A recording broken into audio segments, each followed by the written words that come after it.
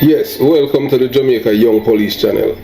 To our loyal viewers and subscribers, at the channel we are a group of law-abiding citizens who believe in the rule of law and respect the rights of every citizen, but not the ones who do not subscribe to such behavior. We do believe in and support preemptive strikes because it saves lives. That is a logical conclusion because preemptive strikes save lives and prevent the further loss of lives. We are all about saving lives on this channel. We at this channel aid criminals, their financiers, their supporters, enablers, and the likes with a passion, and we do not want them over here. Yes, let us repeat ourselves. We do not want any criminal supporters over here. Please, we do not want your views, your subscriptions, your likes, or your comments. Please go elsewhere where the red carpet is waiting for you. Over here, we want you, the criminal supporters, enablers, financiers, and all the likes, to go to prison or madness. Let me repeat myself. We at the Jamaica Young Police channel, we do not want the criminal supporters and their circle over here.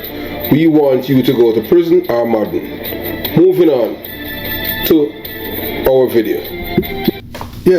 Yeah, so right now you're looking at a man, his name is Javon Pinnock. Yeah man, Javon Pinnock, and he's wanted in New York for the murder of Javon Jamison. Yeah man, and we want this man off the street, we want him out like now. Javon Pinnock is wanted by, yes, he's wanted by the NYPD for the murder. Yeah man, he's wanted for the murder of Javon Jamison, aka Blingers. And we want this man off the street like now. Yeah man, we want him off. Along with an accomplice gunned down Jamison outside the Pure Lounge nightclub in Queens, New York on April 8, 2023. Jamison, a 23-year-old from North Lauderdale, Florida, was shot multiple times and succumbed to his injuries at Jamaica Hospital in New York, so them kill him in America. So Pinnock is currently on the run and is believed to be hiding in Jamaica. His accomplice, Christopher King, has already been arrested and charged with murder. Second time now, him charged with murder, you know. King, you know, in New York, you know. So Pinnock is described as black, look like frog. I mean, 5 feet, 10 inches, and 220 pounds, with a scar on his left cheek, or you can say, face.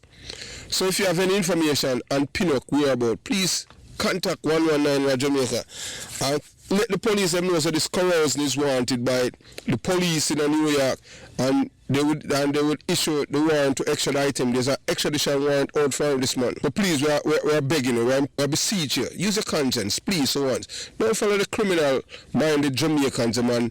Protect criminals. Because, look, the same boy that you're protecting today, tomorrow he might turn on you. Alright, so moving on to today's video.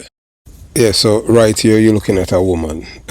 Yes, below, yes, she voted for Donald Trump to lower grocery price. And she said if I had known my food stamp, my food stamp cash benefits would be taken away, I wouldn't have voted for him. What do I do now? Oh my God. Well, hey, look, let's find somewhere where we can get some solace, because we know that, you know, this is just the beginning of the wickedness. And now white people start feeling what black people have been through in this country.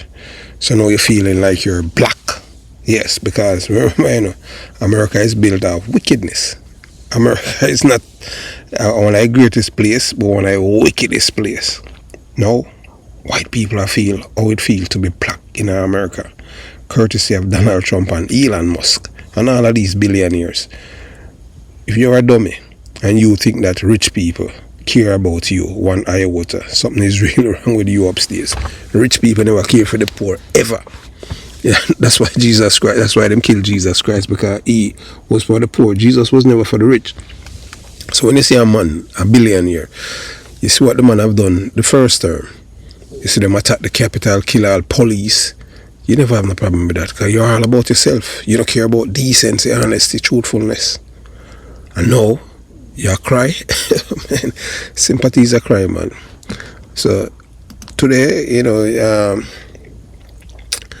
this white woman is seen in a video visibly distraught and overwhelmed with emotions lamenting the loss of her food stamps and cash assistance benefits due to policy changes implemented by President Donald Trump. Yes, Donald Trump, with tears streaming down her face, she reportedly questioned what she's supposed to do now, expressing a sense of helplessness and frustration. In her emotional outpouring, she emphasized that her primary concern has always been her family and their well-being. She candidly admitted that she never considered the broader implications of Trump's policies beyond her immediate household. All she cared about was herself. Yes, her support for him, if any, was rooted in a deep understanding of how his administration decision would affect people like her, because she's white. Remember, Donald Trump have been rooting against everything when a white. So she white, so she don't expect it to affect her. But she don't know, say, when people are thief not discriminate. Thief are thief. Liar are liar. If you vote for a liar, expect to be told a lie. If you vote for a thief, expect to be robbed. If you vote for somebody who are heartless, don't expect any sympathy or empathy from them. So now confronted with the reality of losing government assistance, she grapples with the harsh consequences of policies that she may not have fully anticipated or scrutinized. Who are going to help her? I'm sure now say Elon must now go help her, because him out there I do all kind of thing for rob and dismantle the government to make it private.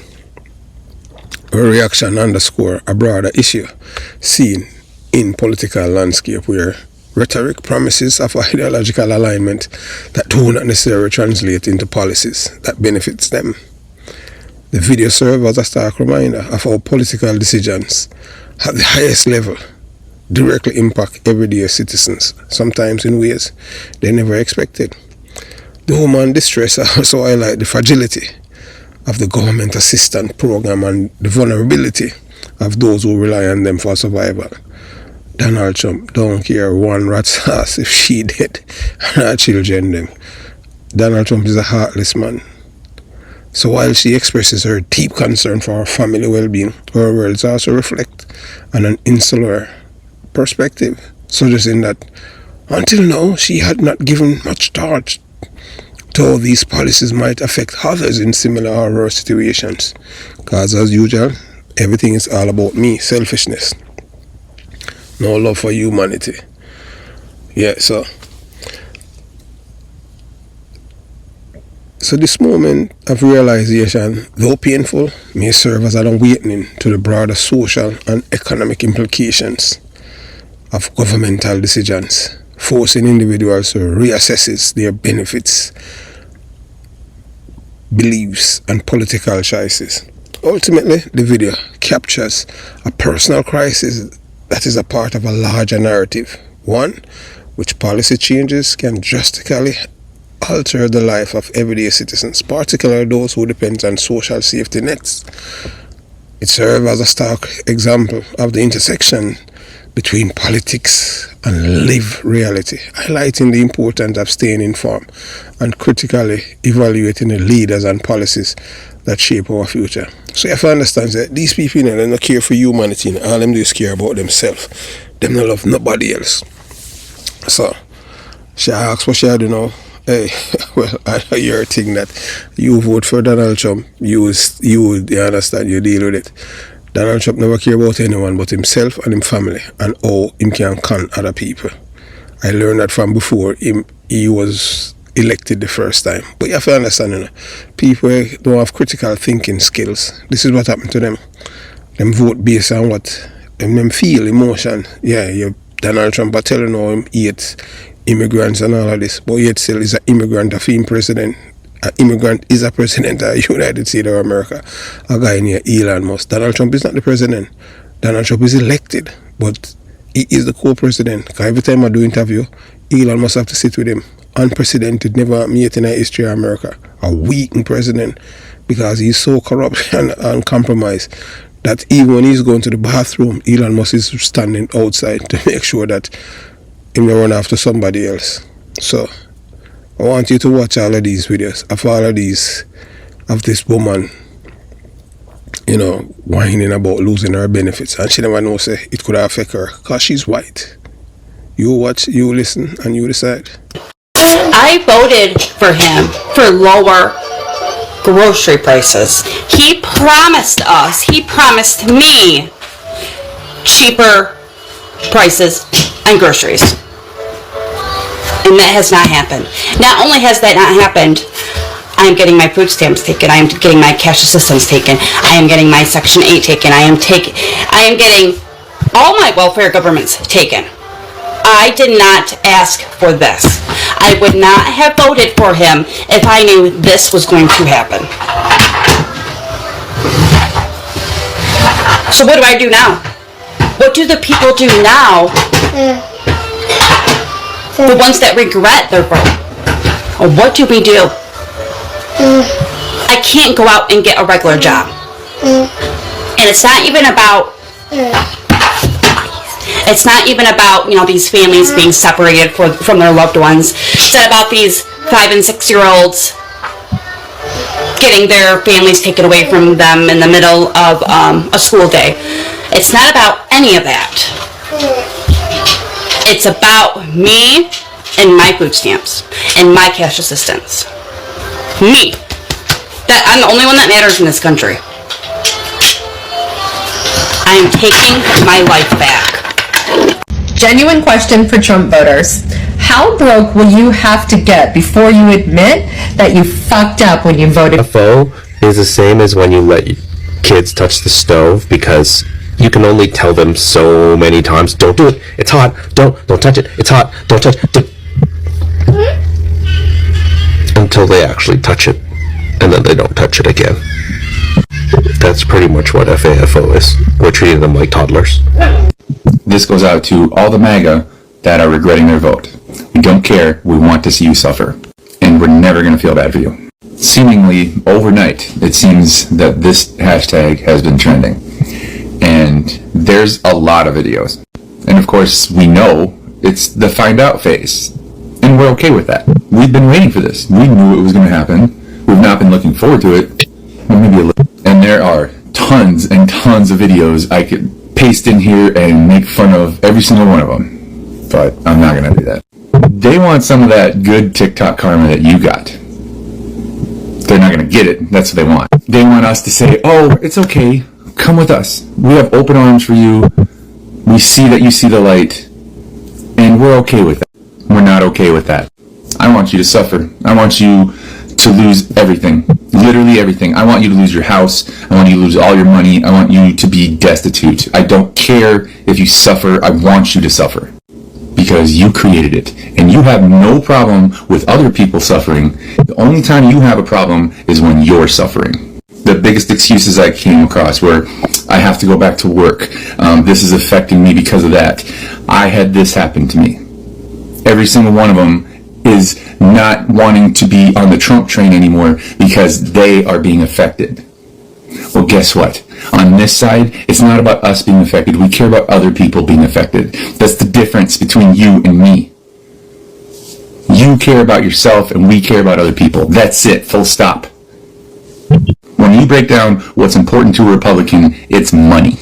And when you break down what's important to a liberal or a Democrat, it's people. And now that it's affecting you, you want to say something about it and say, this isn't right. Because it's affecting you. You don't care if it's doing anything to anybody else. Just like the reason you're making these videos, you're doing it so you can get attention. You're not doing it to bring awareness to other people. You don't give a shit about other people. So lose it all. Lose your farm, lose your car, lose your house. I don't care. I'm gonna enjoy it. You deserve this. You voted for it. You did it. Take it. I get to tell my grandkids I did the right thing. You don't. I get to tell all the women in my life that I voted in their interest. I get to tell all the minorities in my life, in my family, that I voted in their best interest.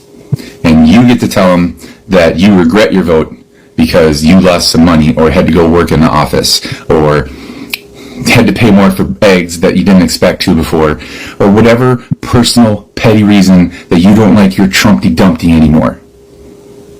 We don't want anything bad to happen to you randomly. We want everything to happen to you that was created by you. We want to watch you flail and say, I can't believe this is happening to me, even though you voted for it to happen to you.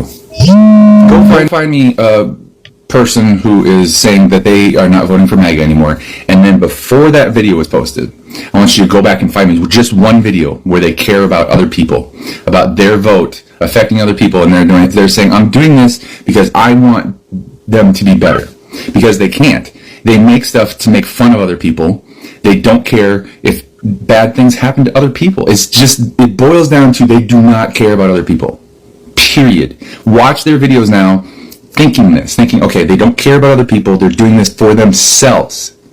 They're not doing it to educate anybody.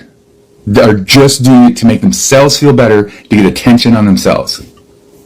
And when I make videos, I'm pointing out injustices, I'm looking out for other people because I care about other people, and it comes across that way easily on the screen. And when they post videos, it's literally about hate. Always hate. It's every single thing they post is hate.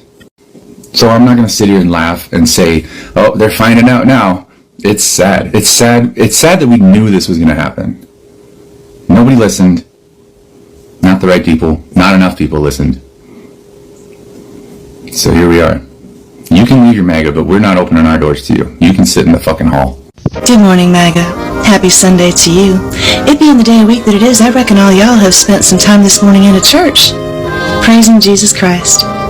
And it being Sunday and me being in that kind of mood, I'm going to continue preaching to all y'all because, believe it or not, it ties into the basic life lessons that we have been learning about society. Now, from what I recall, from many tedious hours spent in those same churches when I was a child, you all believe that Jesus Christ died for your sins. But you're wrong about that. And maybe, if you don't know that, you all need to go back and read that book instead of beating each other over the head with it. Jesus Christ died because he was a humanitarian. We're talking about a guy who fed the hungry, took care of the poor, didn't care a dude had leprosy, said, hey, come here, let me heal you. Was best friends with a woman, a humanitarian. And he got stuck up there on that cross because that humanitarian attitude of his frightened the people in charge. They don't like it when the normal folk are nice to each other.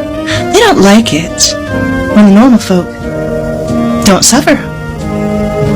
That is why Jesus died. Not for your sins, not for mine, not for anybody's. He died as an example of what happens when you cross the powers that want us all to suffer. Now that you've been reminded of that fact, I want you to take a good hard look at yourselves and ask yourselves, what would Jesus have thought?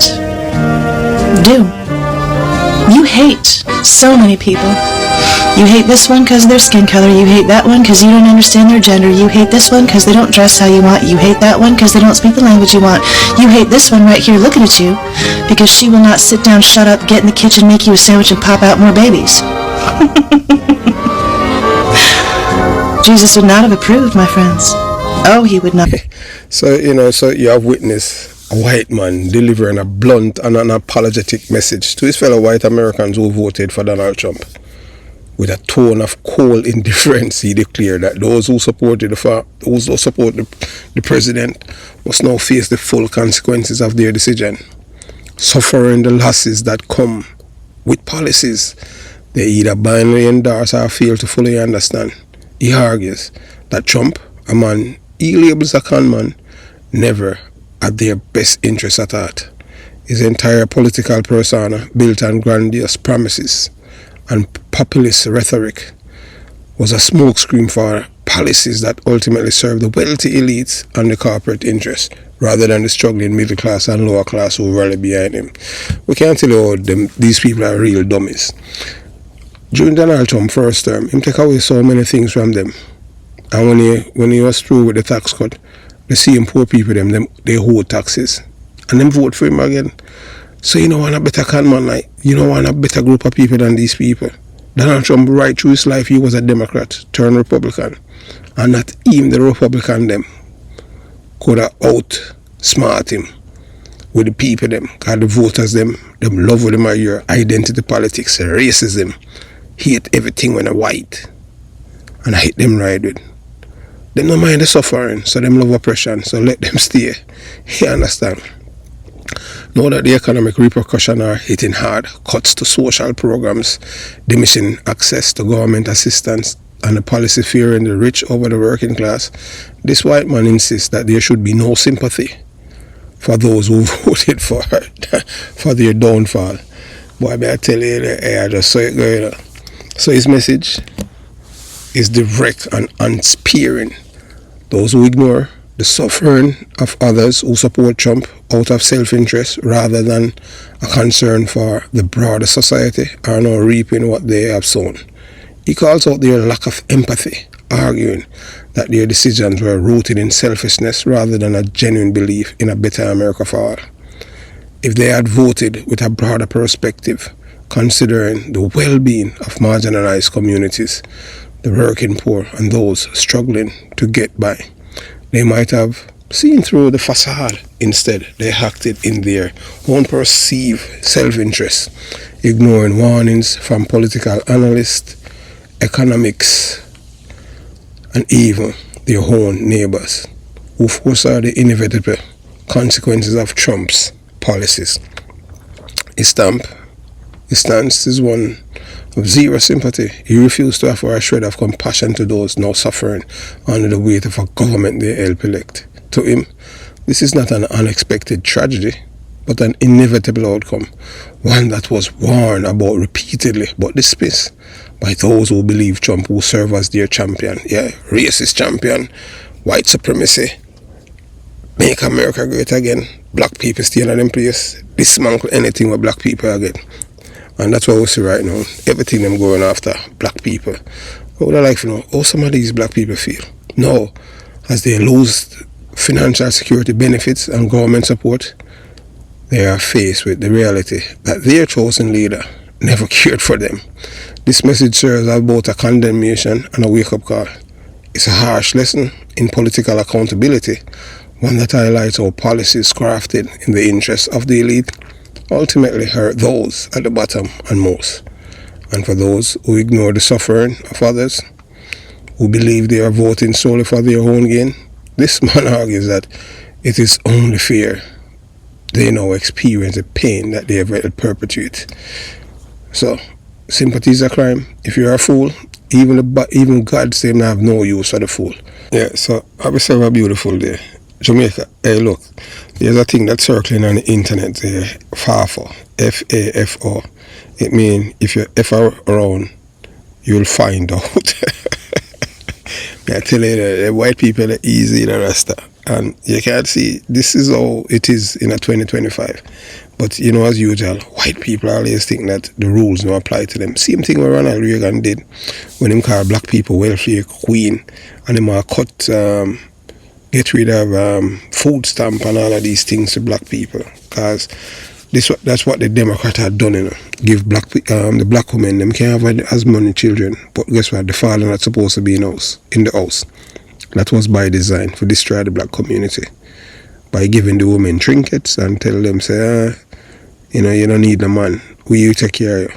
And then when Ronald Reagan and them start say all the black women them are using money buying Cadillac and all kind of things, and the white people them vote for him overwhelmingly, and when them lose them benefits, that's when them find out. But whether or not you want to believe it, the next election cycle them still vote for Reagan.